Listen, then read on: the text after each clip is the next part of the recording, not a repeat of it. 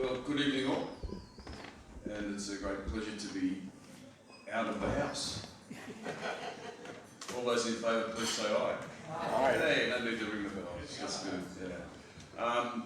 Look, this is the first time I've been in the city for some months, and but it's interesting. You know, I was sitting at home this afternoon watching the Democrat convention on CNN, and whilst there was the demonising structurally of Donald Trump and what he's done to the United States, there was also the eulogising of the American dream, of American exceptionalism, when at a time when that nation is 4% of the world's population, has 25% of the coronavirus cases, and a large proportion of dead people. And hasn't capitalism worked well in the United States? So I was sort of driving in tonight. I live up on the beautiful Hawkesbury River near Brooklyn, and I was coming in tonight, came down the freeway and going past these magnificent towers of glass and steel, these ever-increasing blocks of flats going up down the Pacific Highway, and then that James Packer's, I don't know how, well I could describe it rather rudely, his monument, hanging off the edge of the harbour, all of it unoccupied, all in the need to sort of sell and grow and gain more and more and more and more. And it sort of occurred to me that capitalism, batteries are playing up, is based on a few people winning, but the majority is going to lose. And I was casting around, reflecting on this with a mate of mine who lives in Ireland, Colin Regan, and he sent me something to say, well, you know, even the way that we're dealing with the pandemic, it's divided into winners and losers. And he sent me this the other day. He said, consider this. In Malawi at the moment, fewer than 50 people a day can get tested for the virus. They have less than 25 intensive care unit beds, very few ventilators in a country with a population of more than 18 million. Zambia currently has 1 doctor for every 10,000 people. Mali has a mere 3 ventilators per million people. And he thought, you know, given the capacity that exists in Europe and North America and countries like this, think maybe if we're all in this together, like we've been saying, we're all in this together. Well, actually, no, we're not. And it's made possible that we're not because of the capitalist system globally that says some are in, but most are out. And he sent me a copy of his book, which is available in all good bookstores in Dublin, he tells me, describing the outflow of resources. This is no news to Pat, but the outflow of resources from the third world or the developing world to the developed world has a net loss every year of $58 billion. But the world donates $30 billion to Africa every year, but it pulls out 192. And then here's the irony. Africa is coping a lot better with the coronavirus than the United States is. So is this the end of global capitalism? I think the jury's out because there's more work to be done. But it is interesting to note, even before the coronavirus, the United Nations and the governments of Scandinavia were preparing for the end of capitalism because of climate change and its inability to cope with climate change. As we've seen, you know, again in the United States, the way that they, even in Barack Obama's time, I went to the COPs, every COP I've been to since the Copenhagen. And the Americans would always come in at the last minute and try and cut everything back. There'd be a coalition for the previous 2 weeks of about 75% of the world's countries, and at the very last minute the Yanks would come in and try and tighten and straighten and shorten and diminish it until Trump came in and tore the whole thing up. But we were heading in that trend anyway. This was a system that was not able to sustain gaining or sharing the largesse of the world with the world. And it's interesting to note, there was a great piece in Rolling Stone the other day, I don't know if you saw it, about the unravelling of America, where they talked about, you know, the fact that the United States, in its 242 years of existence as the leader of this system, has only had 16 years when it hasn't been at war. So after the Second World War ended, the United States never stood down. And so at the same time, the Chinese have been pouring more, cement and building things, and we can criticise a lot of what China is doing, but it was a different focus. The interesting thing I think about capitalism in that context is that the United States at the beginning of the Second World War was not heavily militarised, but pretty quickly, pretty soon, they were pumping out fighter jets by the hour, 18 million people serving. And yet today, in 2020, they can't produce enough paper face masks and cotton swabs to deal with the virus. Now, if that's not a system that's decidedly unhealthy, I don't know what is. So you've got the outflow of resources from the poor to the rich on a massive scale. You've got the increasing militarisation, that's to maintain it. And I remember seeing that in Kabul, one of my many trips to Afghanistan, standing outside the Indian consulate, which was blown up the next week, meeting some American soldiers who were guarding the embassy. These young guys came up and they said, they're very aggressive, where are you from? And I said, and I said, where are you from? And he said, I'm from America. And I said, oh, where, what, Peru? Chile? Argentina? El Salvador? No, United States. Oh, okay, all right, I'm from Australia. But he was 19. He was 19. And the fact that this is the longest war that we too have been engaged in. Because we've basically, as a nation, swallowed hook, line and sinker that capitalist ideology, and hasn't that worked well for us with the coronavirus in lots of ways.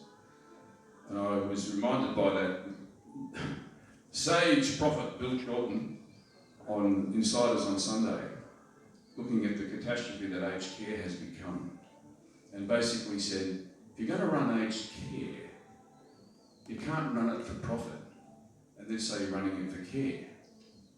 And I think one of the lasting legacies of John Howard and his rape of this nation's social systems was to privatise the care for the old.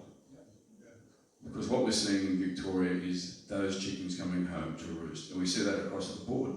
Childcare in this country, when we hit the crisis, the capital system can't deliver, we're going to have to pay for it centrally. And which also enables women to get back into the workforce.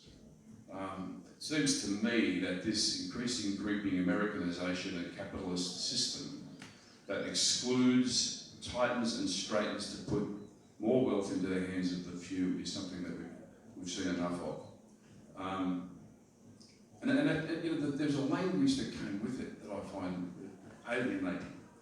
If you go back 50 years or so, we all assumed that we lived together in a society. And if you live in society, you're a citizen. But I guess through the Thatcher Reagan years, what did Margaret Thatcher say very famously? There's no such thing as society, there's only individuals. And the language came with it to accompany it. It said, if you work or reside in a psychological institution in New South Wales, by is that at the Parliament, we no longer call these people patients or residents, we call them clients. If you go to a bank, they sell products, they don't provide services any longer. So you take the human out of it. When you used to fly on planes, if you listen to the overhead announcement, we were customers flying to Melbourne, we were no longer passengers. So there was a shift. And it manifested itself in my head about 2 years ago when I had to speak to an educational conference. And they're all sitting in their suits and ties, getting ready to depart on a Friday afternoon. The social justice human rights bloke gets on at 3:15 on a Friday, right? And so they're all ready to go get their taxis. And the bloke on before me was from San Diego. And he gets up and he goes, it's really important that you people understand in education, you absolutely got to deliver a fair return on the investment of your client. You've got to make sure they're getting a fair dividend in this enterprise you're running here. And I got up and I sort of thought, I'm going to have a shot at this. And I said, I don't know, but I think he was talking about parents and their children. Because I think what the capitalist system has done increasingly has reduced humanity to its economic cost.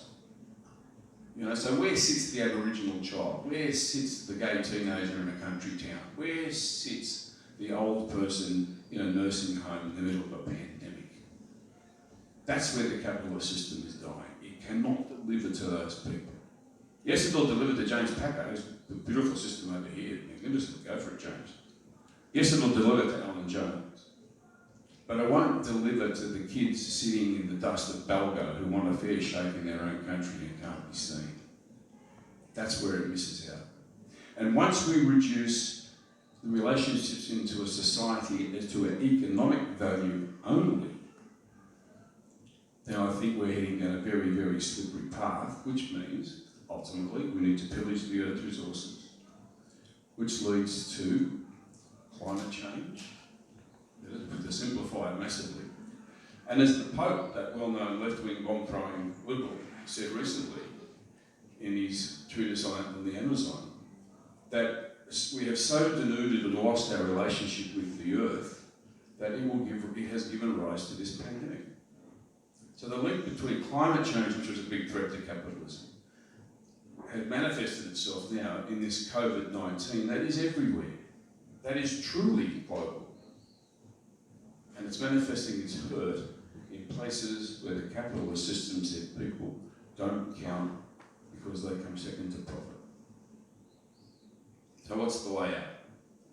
And then I'll get off. It seems to me we have some work to do. Martin Luther King used to say forever and ever and ever and ever that the arc of history is long but it bends towards justice. Now what he didn't say is it needs people to do the bending. And it seems to me that we've seen in the last 50 years strong and powerful movements to claim the humanity back. You know, if you said 150 years ago that women would get the vote, no one would believe you. If you said that 50 years ago that apartheid would end in South Africa, no one would believe you. If you said that there would be an anti-nuclear movement, that there would be environmental movements, and that the lead singer of Midnight Oil would be a minister, not necessarily a great one, but you get the drift. So it might be a black man in the White House, not necessarily doing great things all the time, but you get my point. Change does happen, but it needs people to mobilise and move for it to happen. I think that's the cusp of the point we sit on here. The COVID-19 situation is not just a health emergency, it's an economic crisis because the economics we have been following only serve the few. And when you can't properly look after your old people, when you can't properly afford to care for your children, it seems to me that is a system that's on the way up. And we know that because it cannot cope with climate change. It cannot cope with a pandemic. JobKeeper and JobSeeker is an issue. The capitalist theory goes out the window as soon as we need to look after our people. But the winding back, that's something we can do about, I think.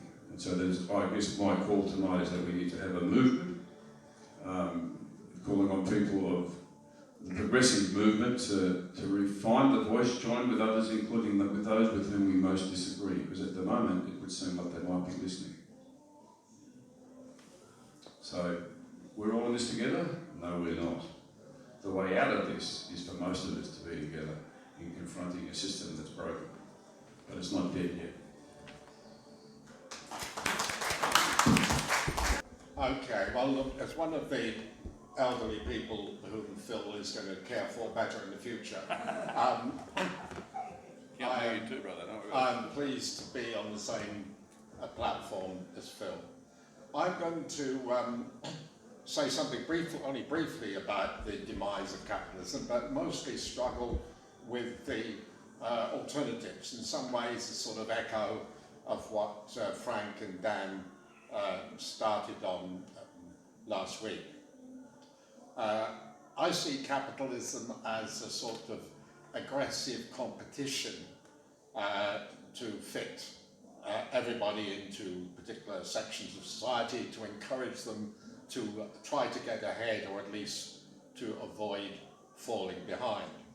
And the techniques to do that have been concerned with the notion that governments should be as small as possible, should not intervene if at all possible, except of course to promote privatisation and to protect corporate interests.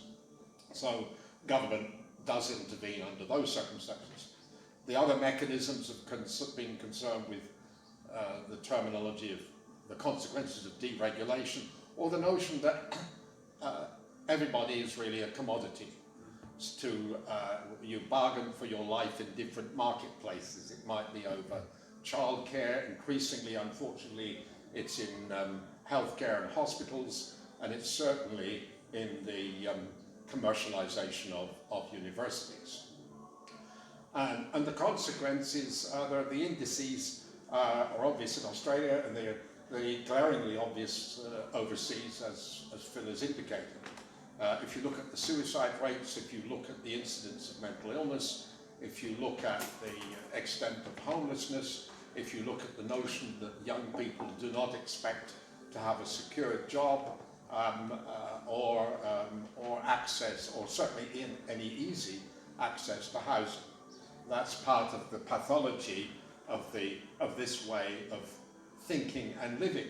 But unfortunately, as one of Frank's good colleagues has often said, John Quiggin, it's become taken for granted. The particular version of capitalism that we've lived with for the past 20 years, usually labelled as neoliberalism, has been taken for granted. So when you even talk to young people, they can't fathom, it's very difficult for them to fathom an alternative.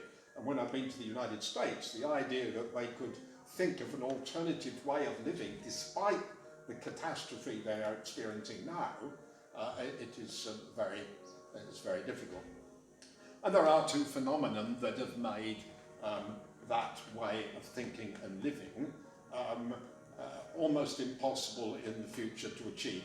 And Phil has mentioned them. One, of course, is the deliberate destruction of the planet on the assumption that we could accumulate and consume and reproduce as much as possible. And I'm reminded of, you remember Mr. Creosote in Life of Brian, when he ate so much and he exploded. Sure. So, and I remember sitting in one of my favourite cafes watching people at the beginning of the pandemic staggering out with trolleys full of toilet rolls. It was another a form of overconsumption.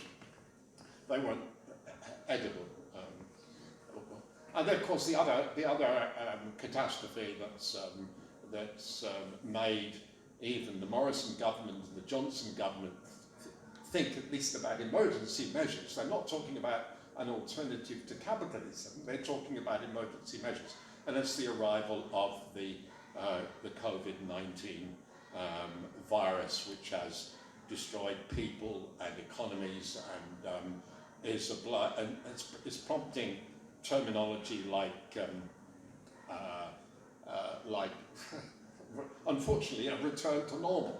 And the biggest danger is the assumption that the arrival of a vaccine will produce a return to normal. That is a complete delusion, and we have a responsibility to express what the alternative is. So that's the next struggle I'm going to have in the next 2 or 3 minutes. Because I think the terminology we use in talking about the alternative is very, very important. The language we use to create some kind of vision about a different way of thinking and living is crucial. Frank and Dan started that process last week. They referred to Roosevelt's New Deal, the massive, energetic, visionary commitment to all sorts of collective interests, almost completely at variance with the energetic selfishness that characterizes current America. That New Deal has been converted in a way into the Green New Deal, and our wonderful friend Juliette Bennett talks about the ecologically sustainable society in kind of imitation of Frank's last week prescription about jobs, jobs, jobs, nature, nature, nature. In other words, you can't talk about one without the other. I want to talk about the interdependent society, but I also want to risk the word socialism, because it is about, and it's the fear, there's a great deal of fear to use the alternative language, to talk about what the alternative is for fear that the Daily Telegraph will feature you on the front page, or that Sky News will have a go at you. I mean, we're simply talking about the ownership of certain means of production and a dispersal of power. I'm going to come to the issue of power in a minute because I think it's dispersal of power among people. And most important of all in R.H. Tawney's notion, the notion of fellowship, a community of fellowship between people. Look how important that is in the current concern to deal with the predicament of people in care homes. There are about three other, before we come to be certain about this vision. I mean, we do have to decide whether we're building a giraffe or a jet plane. In other words, and I don't think the new way of thinking is going to be achieved merely by the aggregate of emergency measures. You know, add JobKeeper to job seeker to the pandemic wage. There are three things that concern me about this, the alternative. One is to be clear about the nature of democracy. We're actually fighting about democracy. Nancy MacLean, American political scientist, wrote in a book called Democracy and Change, you cannot have unfettered capitalism and democracy. You have to choose one or the other. And a similar thesis was written by that wonderful thinker and writer Tony Judt in a book called Ill Fares the Land. And he begged us to use criteria about policies as to whether, not whether they magnified profit or increased the well-being of shareholders or contributed to growth, but was it just? Was a policy just? Was it in the fair interests of all? So, does that keep pinging because I'm talking too much? No, okay. It's just your So the implication of what I'm saying is that we have to beware the opposition to what we're thinking. We have to think about opposition to the growing authoritarianism, to the growing fascism, to the notion that human rights and democracy have had their time and they're really irrelevant. That is a very great danger. You don't have to think just of that appalling march in Charlottesville a few months ago. Hundreds and hundreds of men with burning torches. You remember that because it's here as well. The abuse I get over the Palestinian issue is daily. Yeah. And I mean, I was told today. You're not even Jewish. Pardon? I'm not even. No. So I'm merely saying let's consider that. Let me have a go at putting some flesh on the skeleton of the interdependent society. This is more difficult. And my cop-out is going to be that there really isn't time enough to describe the policies in detail. But I take the notion of work. I'm a bit cautious when I hear economists saying we want to return to full employment.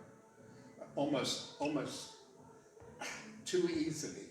I think that recommendation has to be qualified with a concern to redefine what we understand by work, for several reasons. One is if you look at the 1.8 million people on job seeker, that mostly young people, and then you realise that there are 130,000 jobs listed as available at the moment, you can see a huge mismatch. The other concern is that there are all sorts of surveys that indicate that a large percentage of the population, certainly the one I saw in Britain about 6 months ago, shows that 40% of the people think the work they do is pointless, monumentally boring, and they cannot wait to retire in order to do something useful with their lives. So well, yeah. So the notion of the interdependent society is about doing something useful with your life. And I want to, and my concern with work is that we have to talk about, you can't talk about work unless you also talk about income. And really that's the basis for recommending, talking about advocating the universal basic income. If you add up, I'm not very good at adding up. I would never have got through first year economics. But if you add up JobKeeper and JobSeeker and the pandemic proposed wage, it amounts to a universal basic income. But there is a dreadful fear to talk about it. I've noticed that even our political economy colleagues use different words to describe the universal basic income. It's not as contagious as the word socialism, but there's a kind of fear to express openly and with the alternative that we're referring to. Now, I want to do two more things and then I'll finish, I think, on time. The first is to imagine what a young person aged 25 would say about their life in contemporary neoliberal society, because we have to think about the people who are going to carry the banner, most of whom are quite a lot younger than those of us here. And I'm also going to try to speculate on what the 25-year-old in the socially interdependent society, see, even I've been frightened to call it socialism, would say. The first person, and I talked to a taxi driver tonight, they said, look, I feel incredibly uncertain about the future. I don't really have much hope. I expect to live with my parents for much longer than I want to. I've been told that in order to get ahead, I might buy some stocks and shares and hope that the stock exchange gives me a break. And I really, by myself, I do have a lot of friends, but almost all of them are on Facebook, and I've never met any of them. So, but the essential message is uncertainty without hope, and but with the notion that individual striving is the only way to not only to hang on to the cliff, but to climb above it. And I want to stereotype the second person in our interdependent society who says, look, I've only got a job for 3 or 4 days a week, but I do have the universal basic income, and I contribute to community activities which are enormously rewarding, some of which I get paid for. I've learned a great deal about among my friends. I don't spend much time on a keyboard or looking at a screen. I've learned a lot about the common good. That's really imperative for me, imperative for my friends, and there's a paradox in my commitment to the local common good, and I know that it has to be linked to an international view of the world. We cannot have this nationalist parochialism. I realise how dangerous that is. So I'm playing with this idea. We need the citizens of these alternative societies to be able to say what their self-image is.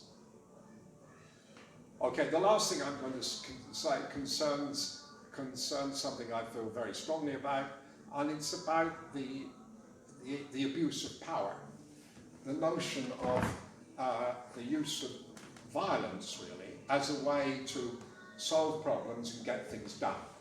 I do not think that neoliberalism is the complete explanation for all the massive social and economic inequalities that we face. Over centuries, the fascination almost entirely by men with the abusive use of power to get their way, to dominate, and to seek and to refuse to hear the alternatives has been a centerpiece of policy unacknowledged. You only have to look at, and the images go on all the time. Think of Mrs. Thatcher's use of armed forces and armed police to crush the miners. Think of the arrival of the AFP and ASIO to raid the offices of journalists in this country. We don't have to think of Belarus or the behaviour of the young men dressed up as futuristic cops in Hong Kong. But the fascination with the taken for granted assumption that violence is the way to solve problems has to be entered into the economic equations, because otherwise I can't explain why a system that is so unpalatable to so many obliges people to live in fear, because otherwise the cops will come in. You only have to look at 70 pieces of anti-terrorist legislation, which are almost entirely secret and unknown to most members of the Australian public. There is a political scientist in California who started writing about necropolitics to explain what I'm talking about. I thought necro meant undue suffering or pain. It actually means a fascination with corpses, with cemeteries. But when I go to developing countries and talk about people's expectations, you can see that the expectation of morbidity and mortality is quite different from ours. The people have accepted, or not accepted, but they have experienced disease, violence, early death as part of policies in which we as great arms traders if you look at the arms trade in America and Britain, and now we want to be the 10th best arms trader. It's all part of this fascination with violence. But the major point I want to make, I'm not going to say the word final again, Pat, because it's a typical academic technique. You know, if an academic says finally and then 20 minutes later they're still saying finally. I want to come back to the importance of the terminology, of the language we're going to use to spread the enthusiasm about an alternative way of thinking and living. That's almost more important than, because otherwise you can't see the wood for the trees. If we just think it's about job keeper and job seeker and all sorts of other, the accumulation of subsidies, that's not going to give us, we still won't know whether it's a giraffe or a jet plane. And my cop-out always is to refer to poets, because they often have a multi-dimensional view that escapes us in prose. There's a wonderful pacifist American poet called William Stafford who wrote a poem called Great Men Distracted. And he says, sometimes commanders take us over and they try to proceed by, they try to impose their whole universe. How to proceed by daily calculation. I can't eat that bread, is what he said. And Bertolt Brecht, the wonderful German poet, playwright, opposer of fascism and totalitarianism, responded with a poem called The Bread of the People. And he said that in response to Stafford, justice is the bread of the people, and just as daily bread is necessary, so is daily justice. It is even necessary several times a day. And finally, that's it. Thank you. One of the issues that I thought about in terms of this meeting we're having today, and I've hit this nail on the head, and I'm not getting anywhere with it. The issue is accountability. It's just amazing what's happened to our world. When you look at the bank on the internet, I can't find out who the managers are, who the board are, or anything. I'm talking Westpac. When I look at IINet, I can't find out who owns it and where it goes. And when you look at the federal government doing the same thing, it's hard to find people accountable unless it's something that they've done good and you want to take credit for it. I think that's one of the key issues that really bothers me and why I think something's bound to happen to bring us back to earth and our feet on solid ground. What do you think?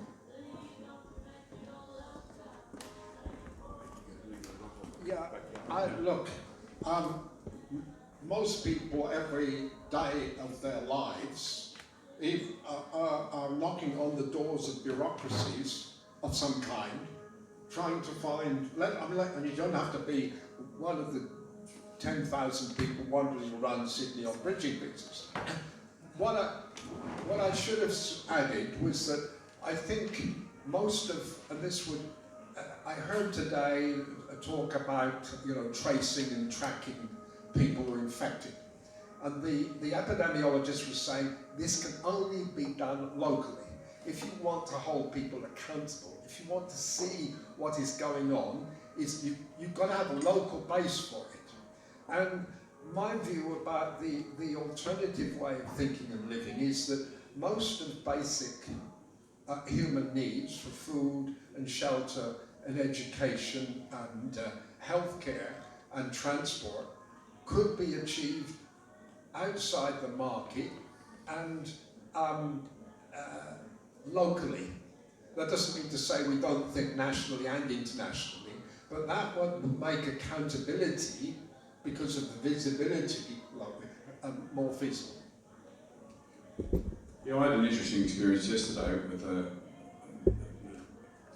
bloke I've known for a long time. He's an ex-refugee who's got himself up in a plastic company, who answered the government's call to produce face shields.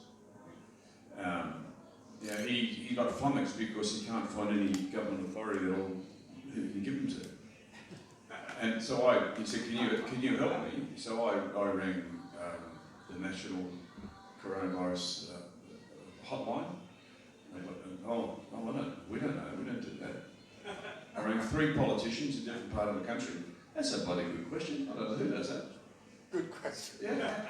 So in terms of, I take your point, it goes to Stuart's thing about the fact that often this is so remote from where real lives are lived. And of course, the focus of the people in the bank and at IONet is how they can compete with people in their sector to get more profit. In the same way, like I said before, the bank manager says to me, Mr. Glendenning, got some great products to sell you. And it was how he put his hand further down I was trying to renegotiate a mortgage. So the human's out of the picture. So it's not surprising there's no accountability. There's an old Catholic notion of subsidiarity. No religion here. That's right. Yeah. It's a small c. But it basically says that the decisions need to be made at a level where they're going to have the biggest impact on the people and where the people who are the most affected by it can participate in it. In an Aboriginal wise moment up in Northern Australia, the adage is nothing about us without us. And yet, in this system, everything about us is without us. And you just pointed to it. So when even our politicians can't tell us how the national stockpile operates at a time of a pandemic, it seems that we need to find another way. I can't resist an anecdote. I mean, I was in the Philippines when the COVID-19 was just breaking out. And before I got on the plane here, I rang up the COVID hotline and said, do I need to get a test? And they said, where are you going? I said, go to the Philippines. And I'll be in Manila. And the lady and the person said, I'm sorry, where's that? Which country is that in? So.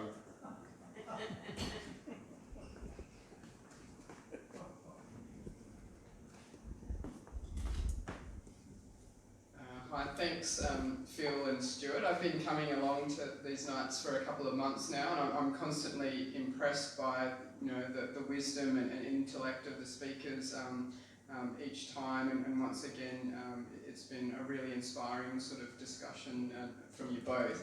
I wanted to just share a little bit about my experience that sort of pertains to what you've sort of talked about, and I think potentially living that. So the dream of being a part of a socially independent society, interdependent society, and that for the first time as a young person since I moved to Sydney, I was able to work part-time.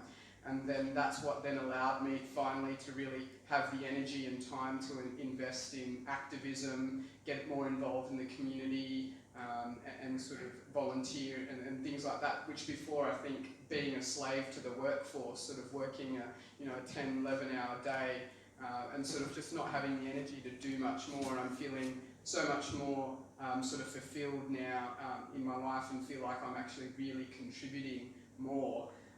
It's interesting that people, when they've seen me being involved in activism, that they've sort of asked me whether I do have a job, because I am sort of, seen on social media on multiple weekdays and things like that. And it just sort of, it's a bit saddening to see that a lot of my peers are still stuck in that sort of that cycle of, that's being a slave to the work week and being focused on materialistic goals and things like that, that's where potentially their aspirations lie.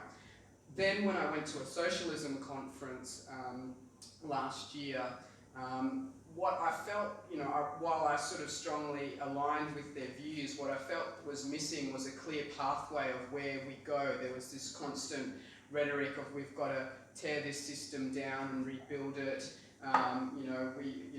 We've got to sort of redistribute the power, production, all those things that you alluded to, but there was no real mention of what the pathway was. And I've been involved with a few different protest movements over the last 12 months, and it just seems like we're the same people moving from one sort of issue to another, but we sort of don't really, it wasn't clear to me as how do we actually sort of reform the broader system. So I was wondering, I know you mentioned, Stuart, you didn't want to necessarily get into the nitty-gritty of policy, but I don't know if you would indulge us, Phil and Stuart, in terms of what is sort of a realistic pathway for us to achieve the meaningful change that we need, and maybe what are some of the broader structural reforms that we actually need to be focusing on pushing. It's a great question. This dilemma characterised the early days of the Australian Labor Party. If you look at the discussions that went on in Melbourne in the latter part of the 19th century, it was all about those kind of dilemmas. But in terms of the present day, my experience, beware, authoritarianism and bullying is as bad on the left as it is on the right. So the abusive use of power is something you have to resist everywhere. My experience with social movements, which I've been involved in, is you have to have small victories in order to get up on a Monday morning. One step forward, two steps back. But you have to conceptualize what it is you're trying to do. The idea, and those small victories involve dialogue. You have to go and talk to people. When we created the Sydney Peace Foundation years ago, almost 25 years ago now, what happened was a few of us realised that kind of all the beautiful people who were in this room got a warm inner glow from talking to one another, but 51% of the decisions were being made by multinationals in the high rises. So I made it a point of starting to go to talk to CEOs of the big corporations. And I discovered that one or two of them wanted to talk to me. They wanted to talk to me about their Down syndrome child. They didn't want to talk about, screwing the public, which is what the stereotype image was. So there was a kind of, the personal is the political.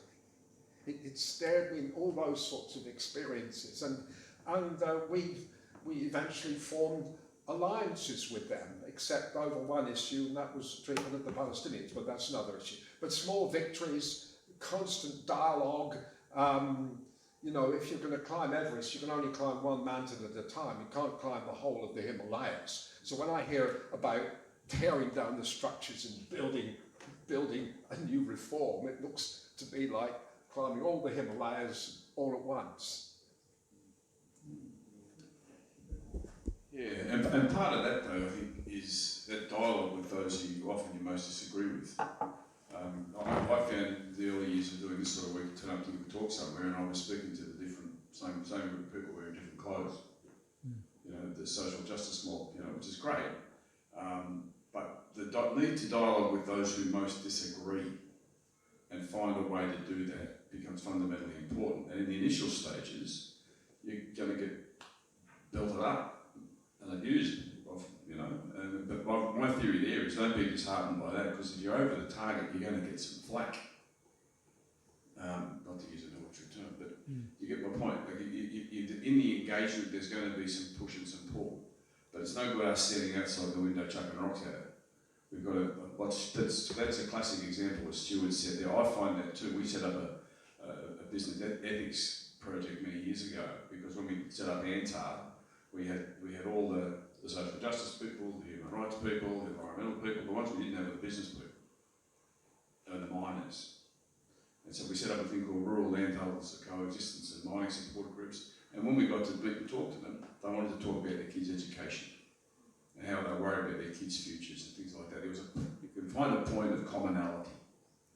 And again, many years ago, we were part of the Northern Ireland peace process of taking young people from here and Aboriginal leaders into the discussions in Belfast and Fermanagh and Derry, and we would get.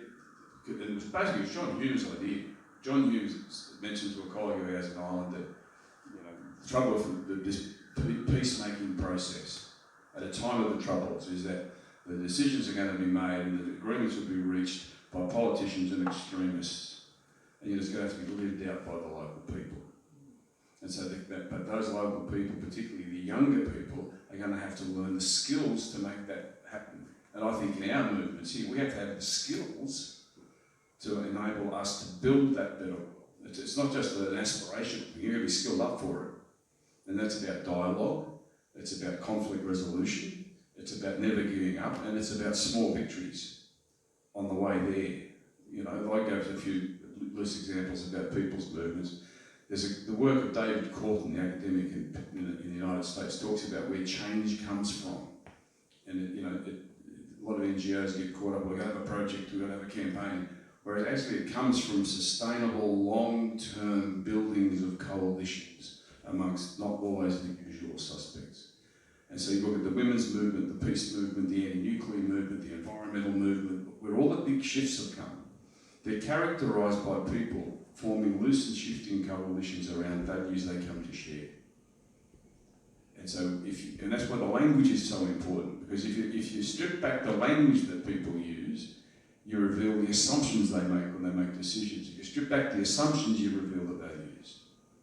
So there needs to be a revolutionary change of our language, and that's got to encourage others into dialogue and relationship. But you've got to do it in an organised way. You're not doing it on your own. You know? And there is a cause, I'm looking at Stephen Langford, for the noble, pointy-ended protest that brings attention to the issue that people can get behind. And to believe that change is going to happen. The change does happen. You know, we can't sort of go on that, but the direction it's going to happen depends on what we do, how organised we are.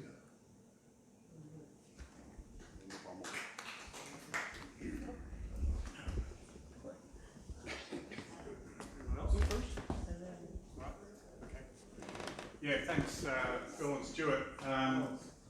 Wow, this is definitely an ongoing discussion. Okay, I just wanted to quickly follow on from the previous questioner, but we're on a long road of history, and I, with all the discussion about terminology and so on, I just feel like, I don't know, we're living Karl Marx's theory. You know, we went through a series, we went through slavery, we went through feudalism, and now we're in capitalism, and we have no other option but to pose in whatever formulation language you like is socialism. You could call it organised human rights, or you could call it a lot of different things. But there's really no other option. Capitalism is now, under COVID, is functioning as it is expected to, and as it is structurally set up to do. I don't know if people have seen on Facebook, the anti-social media, that graph that comes up with me several times, and it shows you how much money the richest people in the world have made during COVID. Jeff Bezos has made 100 billion. Gates, all the rest of them, it's got the top 10. It shows you how much they've made in the last 6 months. It's incredible. It's a blessing for them. So, you know, the thing is, we have got to harness all the different aspects of the crisis, the social crisis and this particular terrible COVID crisis, and somehow bring people together around a common goal. Because, as Stuart pointed out, power is the question. If you took an opinion poll of Australians or of the world, and things were implemented democratically, then we would have socialism already. Because that's what people think, if you look at all the opinion polls. But the power is in the hands of this tiny 1%. So, in the end, despite all the other things, and it's fantastic, we're building coalitions, which I call rebellions. We've got fantastic rebellions going on, Black Lives Matter and so on. We need a revolution. Because if we don't take the power out of that tiny group, expressed in Australia by the COVID Commission, by the way, if we don't take the power out of that group, we will continue to have to bash our head against, you know, this power structure. So in the end, the question of power, as Stuart said, I think is critical. We have to get ourselves all together, all these different groups, all these movements, and somehow take the power out of those hands.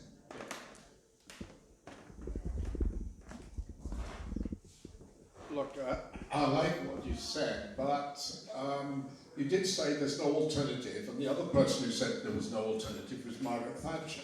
Now, in terms of dialogue, the overture, if you start with the overture, there's no alternative. You probably lose all the people who don't read Green Left. I'm much more cunning. You're much more honest than me, Jim. I'm much more cunning in terms of what I've tried to build. And look, I think the cue came from George Orwell at the beginning of the Second World War. He argued that most people didn't have a clue what was going on. He said you could walk into a pub and people did not know what was going on. Admitted, and still I think that is the case. We may take for granted in this place that rationality and dialogue is a quality, a part of the chemistry of everybody. That ain't so. That is the notion that even having a conversation about these issues is quite unusual because everybody's in such a rush. And there's one feature of power that we didn't mention, and that concerns the dominance of the technical of Facebook and Twitter and so on, because human rights doesn't mean anything to the power of those companies, and yet they have an anesthetic, almost intoxicating effect on large numbers of people. There's no alternative. It's interesting, I mean, the power thing is absolutely vital, right? It's absolutely vital. And going back to that Northern Ireland experience, Olga Hadman is a very wise and wonderful Indigenous leader from Darwin, was part of the delegation. And she got up in Belfast, the town hall, this big conference. How will we know when we are reconciled? And she laid out a 5-point plan. You know, it's got to be acknowledgement of Aboriginal people, and who do you acknowledge here? There's got to be recognition of the unique rights that pertain to people here because of that acknowledgement. There needs to be negotiations in good faith. And everyone's going, oh yes, yes. There needs to be a commitment to social justice which is formal but also substantive. There's got to be a fundamental change in power relations. The DUP mayor at the time fell off the stage, you know. But that's it, that's the problem, because often we can dress this up with flowery stuff, but at the end of the day, how we know the shift will happen, because there's a change in power. The power relations will shift.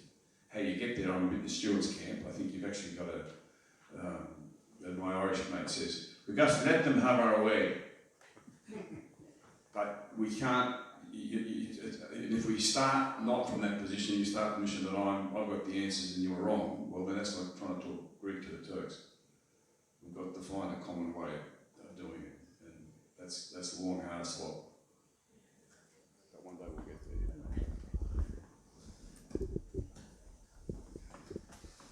Thank you, Phil and Stuart. Thank you, Phil, for the accolade.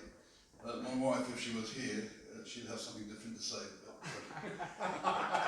no one is a hero to their butler or something. Did someone say that? She's not my butler, but you know. No one's a prophet in their own country. That's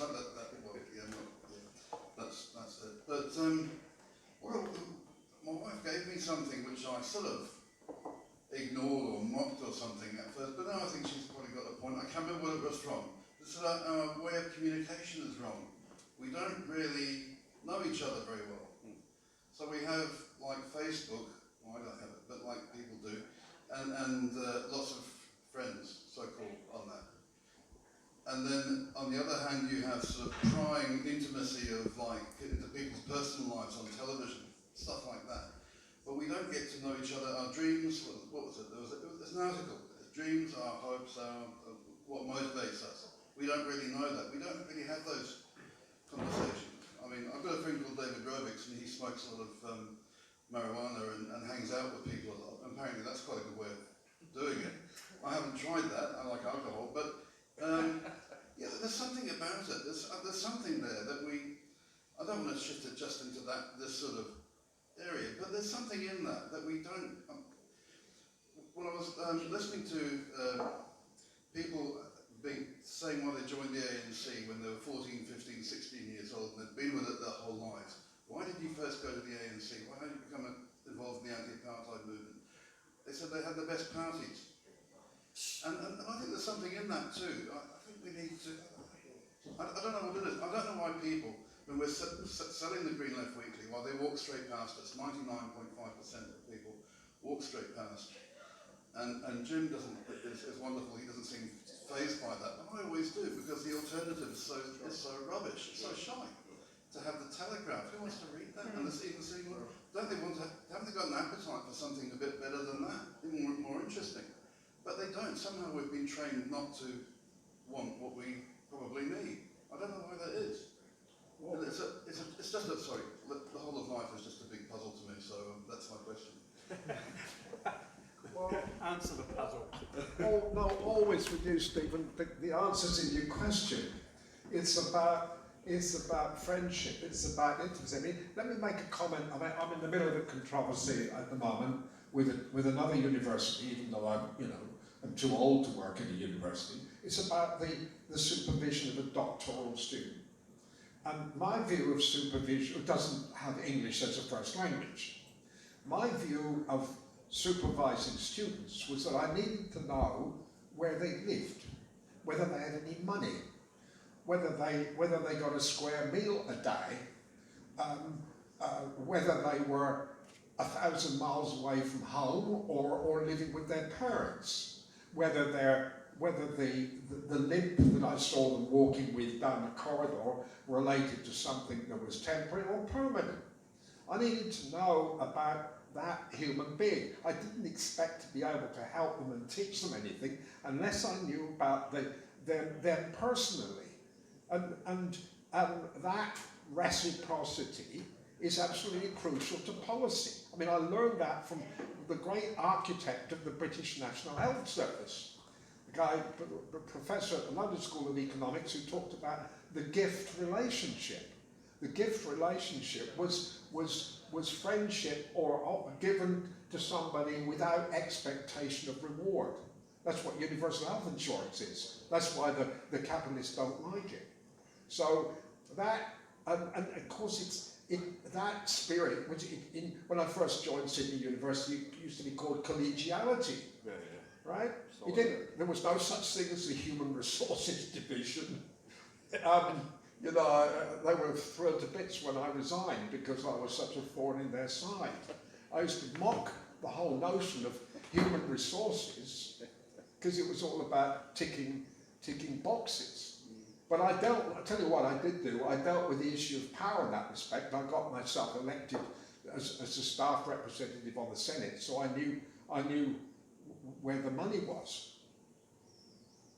So I had to, but the reciprocity thing, the personal is the political. I say to people, I tell you what, it's good for your health, mentally and physically. That's why you should do it. It also makes life much more interesting. Sorry, it was a long answer. Good answer. I think a couple of things I'd suggest. I mean, relationships were the key to that Northern Ireland work we did, right? I mean, once you got to know someone, because some of these young people would start with, I gotta kill Sammy. Don't in my culture. You know, I'll talk to kill you. You know, that was how the discussion would start. And then, in the end, after a couple of days, we'd have a dance and turn the music up. And a lot of this work was based on that TV show Dairy Girls, if you've ever seen that. And once they got people to know each other, it changed.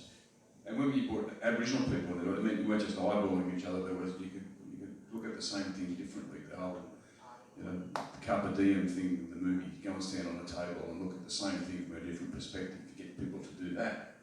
But in terms of people walking past, not buying this wonderful newspaper, a lot of people live quiet lives of suburban disappointment in this town. They walk around with their bags. They probably wouldn't even see the person. You know, and it's a fundamental, back to what I said in the opening remark, we've got to restore humanity. And, stand on the high moral ground of that stuff, Steve, but don't surrender it. You feel sorry for those people if they're in that situation. That because if we can get the humanity back in the picture, then it's going to be a lot easier to resolve. And I remember years ago working in El Salvador, and I used to use an old quote from the Sandinistas about how we can sort of rise above it. There was a poem they used to call it Mi Venganza Personal, my personal revenge. Venganza Personal, and it was like something along the lines of, when this is all over, I will give you back these streets without beggars or homeless. I will give you back this town without poor and despaired people. But I will also give you back these hands that you so mistreated in torture that failed to take away their tenderness. We've got to rise above.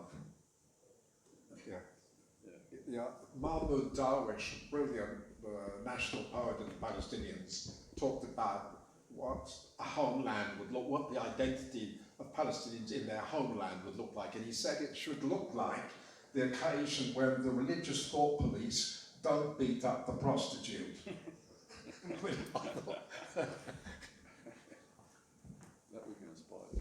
I'll ask a question, I feel that I don't think capitalism is dying, but it's mutating into a different form.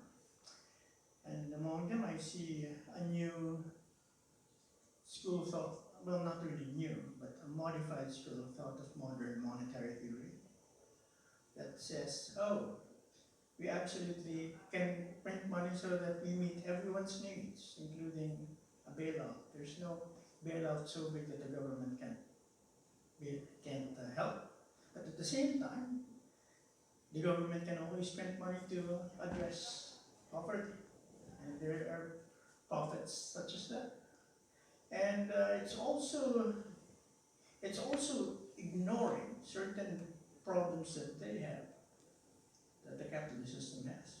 And but they successfully hide it, like the 1.4 quadrillion derivatives market. That's absolutely shaky. And I think we're being made to look at the wrong place. They can understand our language, believe me. They can speak like a leftist. In fact, Frank will admit that one of the biggest hunting grounds for the right-wing think tanks is the political economy students from Sydney. See, 100% even.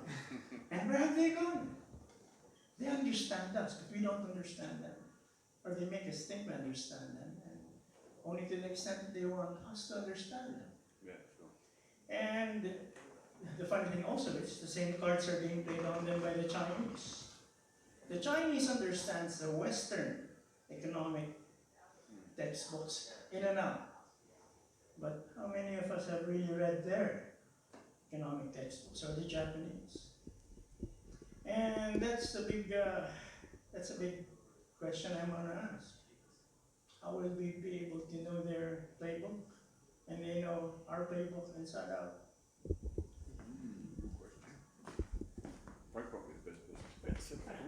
Should ask Frank. Look, the idea that something is on the way out. I mean, there's no.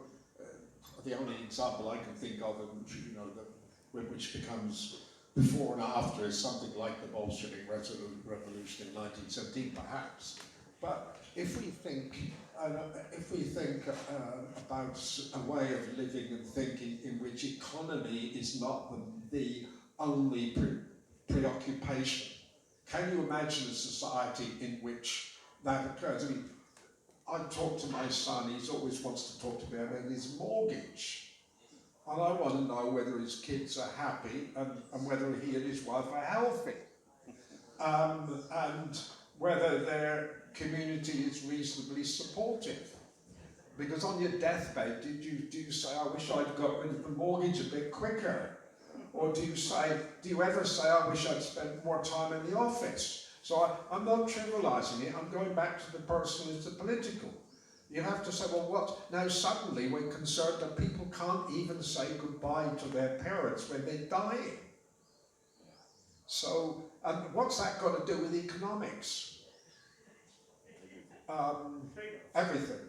So I think I want to always oversimplify it. I can't, handle complex equations. I think if we think about this, a way of living that's not preoccupied with economy. We run a sailing club down the coast, and I tell people it's the last example of socialism in the Southern Hemisphere. People come along and say, well, who owns the boats? I said, what do you mean who owns the boats? We all do. Nobody does, and we all do. And slowly that way of thinking has permeated the Shoalhaven Council. I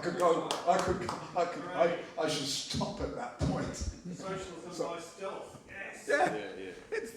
Yeah. I guess maybe where there's an opportunity now. I'm not going to pretend I can answer your question, but the pandemics in history have always changed the societies in which they're set. I mean, the Black Plague sort of contributed to the end of feudalism and to the rise of what came next. We don't know what the world is going to look like out of this, right? So there could be an opportunity for a new normal. Swinging back to just what's the usual, which is what you're saying, got us into this mess in the first place, which means therefore it is not sustainable. Like the language you refer to, and the fact that the Nasdaq goes up on the TV news every night with all the indexes, and they just wash over people. You mean you don't understand what it's about? No, I don't. I'm waiting for the weather. I'm waiting for the weather. I want to know what's going to bottle raining tomorrow. But my point is that that's not going to win, because if that is continuing to be sustained, then the world's going to go to hell in a handcuff, because climate change is coming at us in a way that it's got to be dealt with, and it can't be dealt with by the markets and the people that use that language. There are windows and opportunities, but that could be my Pollyanna overly Catholic upbringing. Thanks, man. Curious that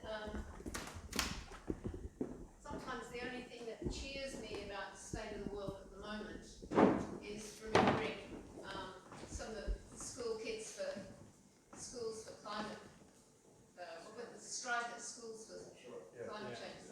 Well, there are hundreds of thousands of kids, even in Australia, who are part of that movement, and there are millions around the world. And that's, I guess, now it seems to me one of the few reasons to hope that there can be a change. And I'm just curious that no one's really mentioned that huge movement. And it's global.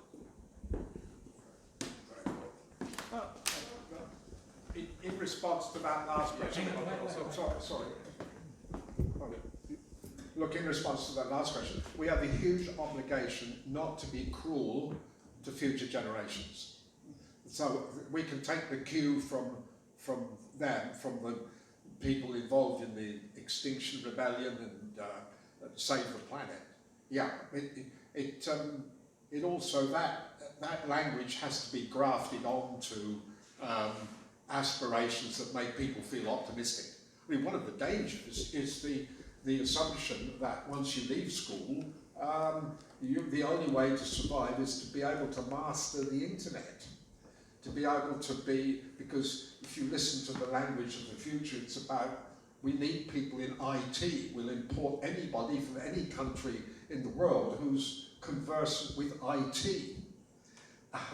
That's quite dangerous. It's as illusory as saying that if we discover a vaccine, all will be well. But I think your optimism about young people concerned with the protection of the planet is crucial. Yeah, and it brings up the point about the reality in places that are at the front line of this, like Kiribati and Tuvalu, where we spend a lot of time. It just can't be. It's like it's an absolute omnipresent multiplier effect of everything else. Climate change doesn't, is not the only thing happening there. There's a lot of poverty in those places, but the climate change makes all those things worse. And at high tide in Tuvalu, the water comes inland about 100 metres under the earth and bubbles up and little springs come off salt water. Now, the ABC, even in the last week, had entertained an academic from Canada who wanted to say that, but these islands, the water comes and redeposits sand in other places and they're growing the islands. What he didn't say, of course, is when you move sand from one place to another, you're taking it from somewhere else. The young people out in Kiribati and Tuvalu, they're leading the charge on this, which is inspiring, and they're inspired by Greta Thunberg, but there's a movement of young people on this that's very, very heartening. And I think, thank you for raising it. Frank. I want to thank you, of course, for both of you making some thoughtful observations that have triggered this conversation. I want to add two things, and I promise I will finish with a question, if it's only, do you agree? Like Stuart saying, beware of academics who say finally, and beware of questioners who say what they think rather than what they want to know. What I think is that there's two tensions here. One is about economy and society, and you've both been very eloquent about the need to recognise social values and not let everything be dominated by an economic discourse. I mean, this is powerful stuff, and I think it has strong resonance everywhere. But it sets me wondering, why is it that the economic discourse has been so dominant? In what sense is capitalism to blame for this?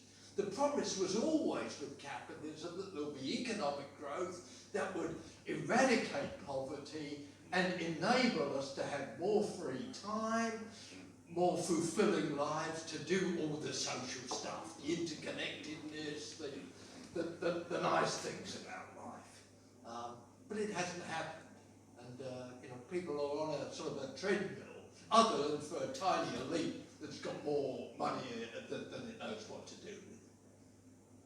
So that, I think, is the enigma, but it pretty clearly puts capitalism in the spot. There's something about capitalism that prioritises the economic over the social, as well as, of course, prioritising the interests of a powerful elite over the majority. But the second element is more problematic. This is the tension, I think, between state and society. Now, and this is, I think, problematic for socialists and all those who are anti-capitalist in some broad sense. That you've referred to the need for bottom-up politics and celebrating NGOs and social movements around feminism, environmentalism. There's wonderful school kids coming out on the marches for climate change activism. All this is marvellous stuff. Yet still we live in a society where what the state does matters an awful lot. And I find myself in this dilemma.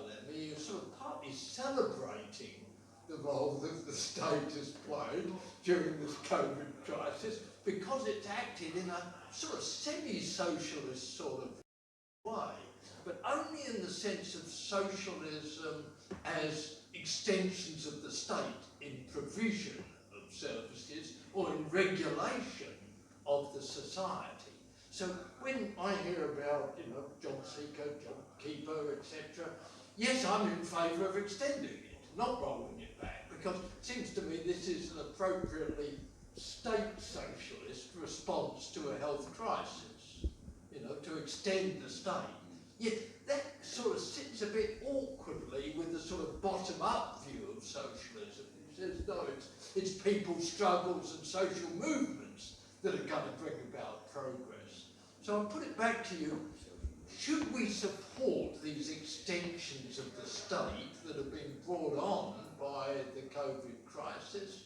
Or should we say, no, that's a bureaucratic form of socialism, will lead to a sort of an oppressive society, and we really want to get back to a more sort of liberationist ethos rather than a regulationist one? Do you agree?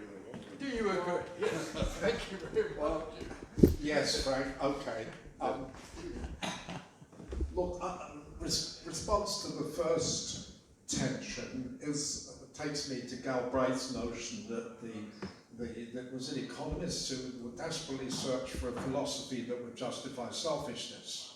In other words, the fascination with greed, with accumulation, and you get that night after night. I mean, not just with the reports about the stock market, but about your reports on property sales. The second issue about the state is about who sits in the bureaucratization. This comes back to my concern about the language, the philosophy, and the practice of non-violence. When I've gone into the Department of Home Affairs here to find out who's sitting on papers for people who've been hanging around for years waiting to have their applications, I find enormous fear. Arbitrary use of power by Pizzullo, that Svengali chief secretary, and Dutton, his partner in crime. So that occurs in every feature of the state, as well as in the response of non-state actors. So it's no surprise that there's an epidemic of domestic violence, because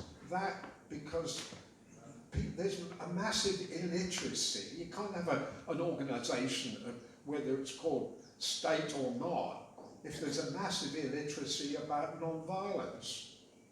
If it's about shoving, I think I've said enough, otherwise it's a topic for another day.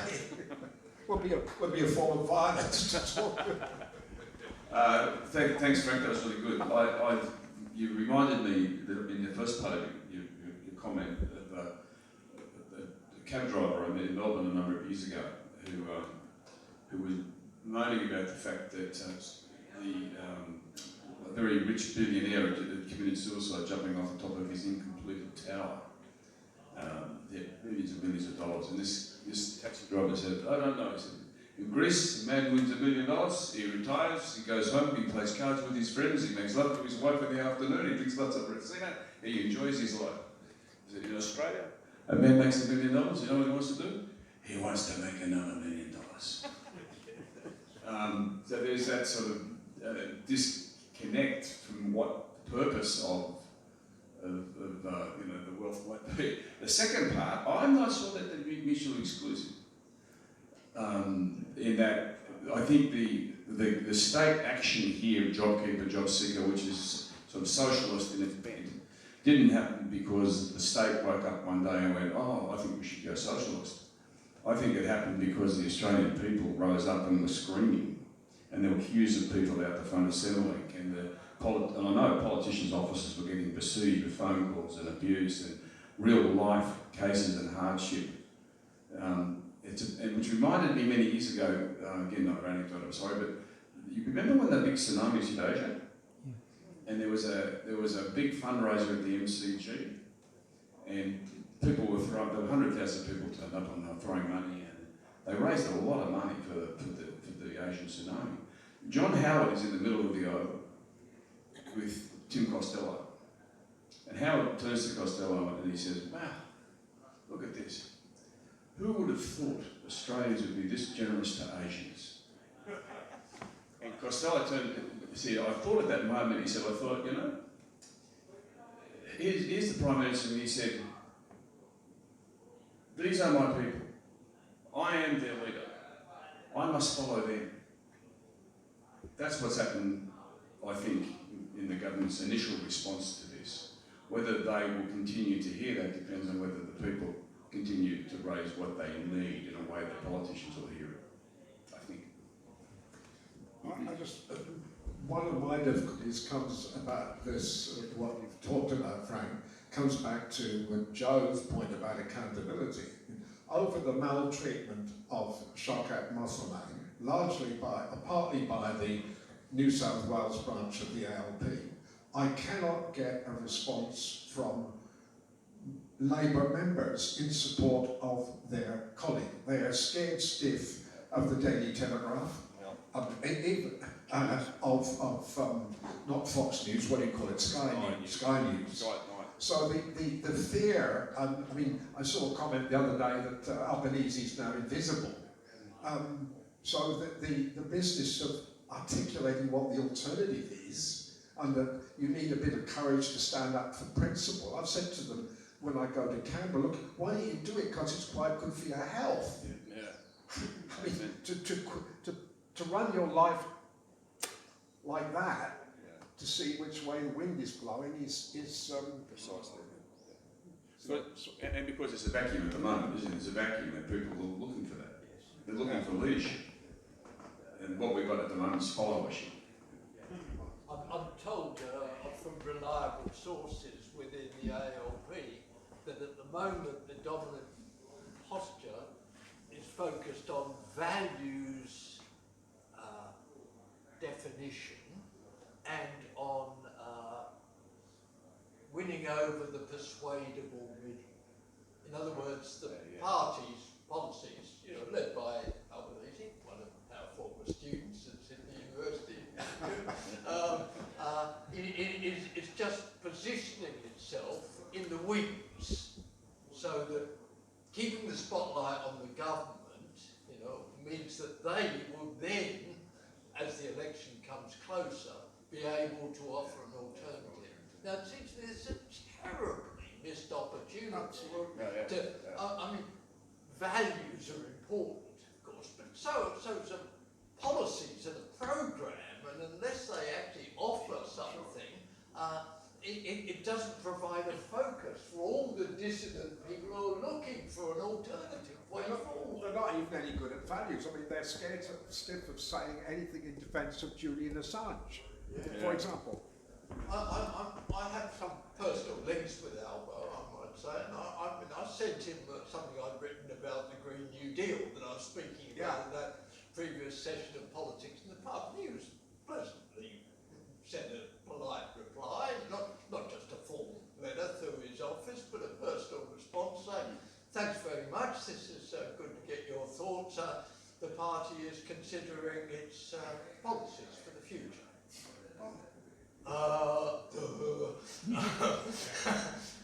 Not very inspiring, Anthony, but understandable in the context of what political parties do. They're electoral machines, and they're not concerned with providing sort of rallying points for activists. In fact, the fact that labelling what I'd written Green New Deal was a signal to handle with care, because it looks like something that's come from a rival political party. A party that in Albo's own seat has threatened to knock him off in the past. So these are the real politics of the state, and that's why, even though as in the British socialist tradition that Stuart and I grew up in, socialism is seen as state provision, the beverage type principles that you referred to, an element of the gift economy, even embedded in that way of thinking. It has to be delivered through a state apparatus, through political parties of the centre-left that have basically vacated the territory. Yeah. And therein lies the opportunity, terrible dilemma. opportunity at the moment, like if you had policies on, even if they come out and said, you know, the issues of childcare and aged care at the moment, and you took the lead run to say that basically the state's we're going to have free childcare in this country for no women to work, and we're going to take, you know, we're going to eventually sort of take get more involved with the running of aged care in a way that's not privatising it all over the country. I think they get landslide of support. Yeah, could we just see, did you want to say something, Stephen? Is there anyone else who hasn't asked a question yet who wants to? If not, maybe Stephen. Don't get me started on refugee policy. Just a couple of things. It came to me what that article was about, that Vivian gave me. It was that one of the key bits of life is about meeting, not meetings. I sort of like that. I'm not very good at meeting, but meetings worries me that I'm better at meetings than meetings. But anyway, life is about meeting. But like what you're saying, you get no replies from people. Well, you got a reply from Albanese. I've written dozens of times to Albanese. I've written to people in the ABC. Now there seems to be an agreement that they don't answer letters, that they just won't do it. And this is in stark contrast to like 20 years ago during the East Timor campaign. I remember you could hassle the ABC and they would write back. And so we got a program about Michel Turner, who was like one of the heroes. And we got, and I don't know if it was because of us, but Philip Adams actually went to East Timor at one stage. So it wasn't a closed book, but it is now. And you talk about collegiality. What I've written to them recently, a few people, is look, in the ABC, a few people I think had some smidgen of decency left. It's like East Timor, and what one of the Timorese said to us was, if there is no resistance within East Timor, there'll be fuck all outside East Timor. And the same with the ABC. If there is no collegiality within the ABC, and they're happy to be ridden over, or they're thinking of their mortgages or something, and they're not getting together within the ABC, the friends of the ABC, which are a bunch of, I won't say them pricks, but they're sort of they're a bit too enamoured of the people in the ABC, I think, but there's some good people. But if there's no resistance within the ABC, there will be no resistance outside the ABC supporting them. And that's basically the rule that's what will happen. And I just think that, you know, all of us have shown courage, I think, all of us in this room, Inger, Jim, Peter, I remember Stuart, all of Frank and Joffrey, Pat, is that right? Yeah. All sort of heroes. And what we need to remember is that a little bit of courage, in this climate, a little bit of courage goes a bloody long way, actually. And we should support the people at the, I'm just opposite I thought they might be here tonight. When we protest on Fridays for the refugees, for refugee rights, which is all our rights, there's on the other side of the steps, Town Hall steps, is the Free Assange group. And we should join them, because we're low in numbers. We need numbers. Which group?